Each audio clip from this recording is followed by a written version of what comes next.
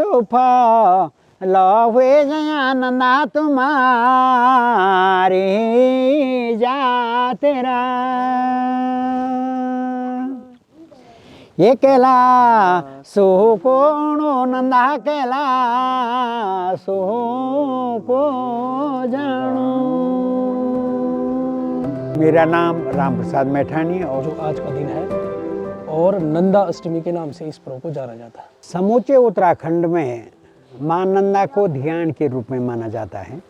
मां नंदा देवी का जो पर्व है साल में एक बार आता है और ये माता जो है 6 गांव में होके और लास्ट में अपने स्थान पे मक्कू में चली जाती है। मां नंदा के जो पर्व शाम को झुमेलो और जो मां नंदा के जागर रात्रि भर जागरण होता है और दूसरे दिन उसी पर्व पे वहाँ पे उन गाँवों में बगुड़ाल नृत्य भी मां नंदा के उस शुभ अवसर पे किया जाता है। और सभी ग्रामीणों द्वारा मां नंदा को चूड़े तथा रोट का भोग लगाया जाता है।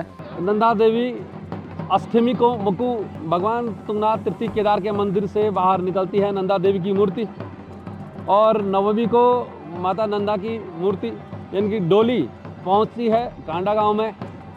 दशमी को माता नंदा की डोली पहुंचती है उड्डू गांव में।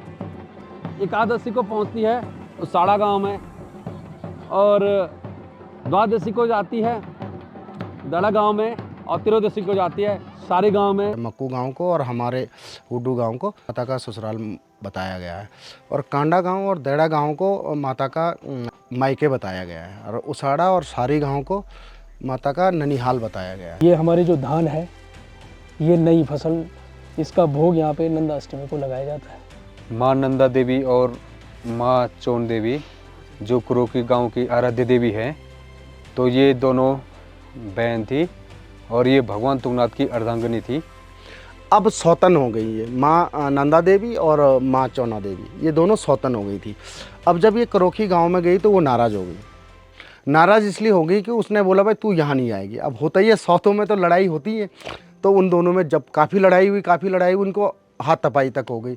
तो वहाँ की चौना माता ने क्या किया, हमारी माँ नंदा का यहाँ से नाक काट रखा है, नाक में एक चीरा मार रखा है, तो वो अभी भी साक्षात है। वो नंदा के आगमन पर यहाँ पे सभी हमारे गांव के महिलाओं के द्वारा अर्घ लाया जाता है। इसमें दिया बत्ती और अगरबत्ती, फल फ्रूट, चावल और आदि रखे जाते हैं और उस नंदा का स्वागत किया जाता है। ये जो माता का जो यहाँ आना होता है वो अपने पति आने से पहले अपने इलाके, अपने मायके, अपने ननिहाल में पूरी जगह अपने ससुराल में घूम के और अपने पति के साथ अपने मंदिर में विराजमान हो जाती हैं।